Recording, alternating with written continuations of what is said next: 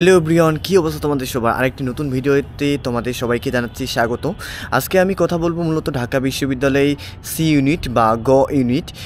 এটা হচ্ছে মূলত ব্যবসায় শিক্ষা শাখা বিভাগ যে স্টুডেন্ট তাদের জন্য। আমি নিজেও একজন ব্যবসায় শিক্ষা বিভাগের স্টুডেন্ট, তো আমি এই ইউনিট সম্পর্কে খুব ভালোভাবে বলতে পারবো বলে আমি মনে করি। তার জন্য হচ্ছে আমি আজকে কথা বলবো যে সি ইউনিটের প্রিপারেশন আসলে তোমরা কীভাবে নিবা। সি ইউনিটের প্রিপারেশন নেওয়ার জন্য তোমাদের যেই সাবজেক্টগুলো পড়তে হয় সেগুলো নিয়েও বিস্তারিত বলবো, আর কিভাবে তোমরা কোন স্ট্র্যাটেজি ফলো করলে তোমরা আসলে এই ইউনিটে চান্স পেতে পারো সেটা এখন আমি তোমাদের বলবো। আর রাইট নাও আমি এখন অবস্থান করতেছি আমাদের হলের ছাদে। তো তোমরা দেখতেই পাচ্ছ আমি এখন ছাদে আছি।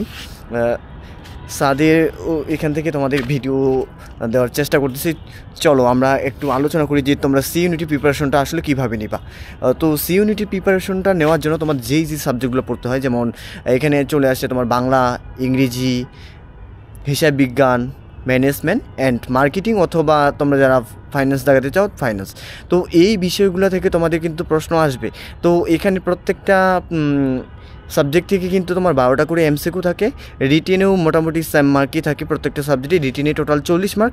40 মার্কের মধ্যে সবগুলো থেকেই কিন্তু তোমার পরীক্ষা আসবে। তো এটা তুমি কীভাবে প্রিপারেশনটা স্টার্ট করবা? দেখো, এখানে তো আসলে সি ইউনিটে চান্স পাওয়া একটু বেশি কঠিন, কারণ এই ইউনিটে আসলে সিট সংখ্যা সবচেয়ে কম। আর অন্যান্য ইউনিটের তুলনায় এটা একটু টাফ, কারণ হচ্ছে এখানে সিট সংখ্যাও কম, এটা একটা কারণ। আরেকটা হচ্ছে এখানে আসলে একটু ভালো করেই পড়াশোনা করতে হয়, নাহলে আসলে এখানে চান্স পাওয়া অনেক কঠিন। কারণ এখানকার যে ইংলিশ কোশ্চেনগুলো হয় খুবই ডিফিকাল্ট হয়ে যায়। ইংলিশে যারা পাস করতে পারে তারা মোটামুটি সি ইউনিটে পাস করতে পারে।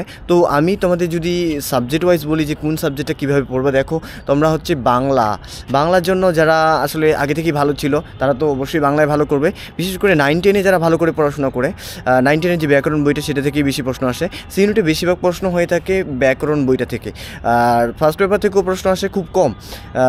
এখানে একটু প্রশ্নগুলো টিকিও হয় অনেক। তোমরা হচ্ছে ব্যাকরণ যদি তোমরা 9-10-এ ভালো করে পড়ে আসো, আর এইচএসসি যদি মেন বইটা ভালো করে পড়া থাকে, আর মানে মেন বই বলতে আমি আসলে সবগুলোকে বোঝাচ্ছি, যেমন তোমাদের যে প্রথম পত্র অ্যান্ড এটার সাথে সহপাঠ যে বইটা আছে সেটা সহ, তোমরা যদি এগুলো খুব ভালো করে পড়ে থাকো তাহলে তোমাদের জন্য বাংলার জন্য আসলে সমস্যা হওয়ার কথা না। এরপরে আমি যদি ইংলিশের দিকে আসি, ইংলিশে আসলে এখানে টেক্সট বই থেকে ওইভাবে কিছু কোশ্চেন হয় না, যদিও ঢাকা বিশ্ববিদ্যালয়ে বেশিরভাগ কোশ্চেন হয়ে থাকে টেক্সট বুক রিলেটেড বলতে আমি এখানে বোঝাতে চাচ্ছি তোমরা যে প্যাসেজগুলো পড়ে আসো সেই প্যাসেজগুলো যে ভোকাবুলারি পার্টগুলো এখান থেকে কোশ্চেন চলে আসতে পারে, কিন্তু তার মানে একেবারে বই থেকে হুবহু প্রশ্ন এই জায়গায় আসে না। এখানে গ্রামাটিক্যাল পার্টটা তোমাকে স্ট্রং হতে হবে। গ্রামাটিক্যাল পার্টটাকে একটু ভালো করার জন্য তুমি যে বইগুলো ফলো করতে পারো, যেমন পিসি দাস এর বইটা পড়তে পারো, অথবা তুমি টফেল এই বইগুলো একটু দেখতে পারো যে গ্রামার আইটেমগুলো কেমন। আর যেহেতু তোমরা খুব ছোটোবেলা থেকে গ্রামার পড়ে আসো, তার কারণে আমি ভাবতেছি যে তোমাদের গ্রামারে অতটা বেশি সমস্যা থাকবে না।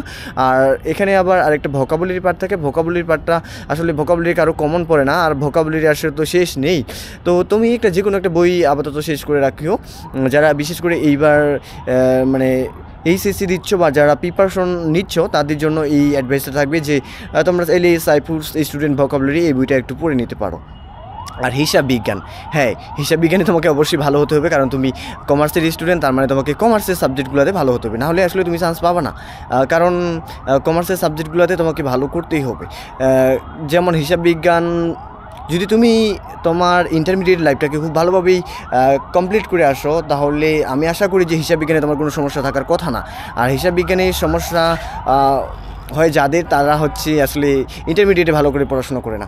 আগে তোমরা যারা এইবার এসএসসি বা এইচএসসিতে আসো তারা হচ্ছে ফার্স্টে তোমাদের মেইন যে একাডেমিক পড়াশোনাটা সেটাকে ভালো করে করো, আর পরবর্তীতে ঢাকা ইউনিভার্সিটি প্রিপারেশন নেওয়া শুরু করবো। কারণ আগে প্রিপারেশন নিলে হয় কি, তুমি আসলে বুঝতেই পারবে না যে কী কী করতে হবে। এটাই বলার ছিল। আর ম্যানেজমেন্ট সাবজেক্ট থেকে তো প্রশ্ন চলে আসতেই পারে যে কোনো জায়গা থেকে। ম্যানেজমেন্ট সাবজেক্টটা পড়তে ভালোই লাগে আর কি। এরপরে মার্কেটিং বা ফাইন্যান্স। মার্কেটিং একটু ইজি, কারণ এখানে হচ্ছে থিওরি টাইপের কোশ্চেন বেশি থাকে, বা এখানে আসলে মুখস্থ টাইপের পড়াশোনা বেশি থাকে, কিন্তু ফাইন্যান্সে তোমাকে ম্যাথ করতে হতে পারে। ফাইন্যান্স অতটা ডিফিকাল্ট এরকমটা না। আমি প্রেফার করি মার্কেটিং সাবজেক্টটাকে দাগানোর জন্য, কারণ মার্কেটিং দাগাইলে তোমার আসলে টাইম একটু সেভ হবে, আর ফাইন্যান্সে ম্যাথ করতে একটু টাইম বেশি যায়। এই জন্য আমি প্রেফার করি যে তুমি মার্কেটিং সাবজেক্টটাকে তোমার ইন্টারমিডিয়েট লাইফ থেকে পড়লেই ভালো হবে। আর এরকম না যে তুমি মার্কেটিং দেখাইছো তার মানে তোমাকে ফাইন্যান্স দিবি না, এরকম টাইপের কিছু না। তুমি মার্কেটিং দেখালেও যেই সাবজেক্ট পাবা, ফাইন্যান্স দেখালেও সেই একই সাবজেক্ট পাবা। তো এটা নিয়ে ফেরা খাওয়ার কিছু নেই, যেই সাবজেক্টেই দেখাও সেটাই তোমার জন্য সেম। আর এটাই ছিল যারা গ ইউনিটি প্রিপারেশন নিচ্ছ বা গ ইউনিটি ভবিষ্যতে প্রিপারেশন নিবে তাদের জন্য গাইডলাইন।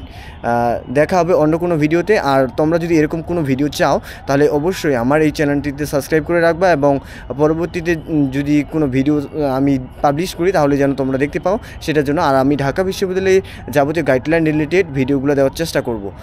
দেখা হবে অন্য কোনো ভিডিওতে। Till then, by.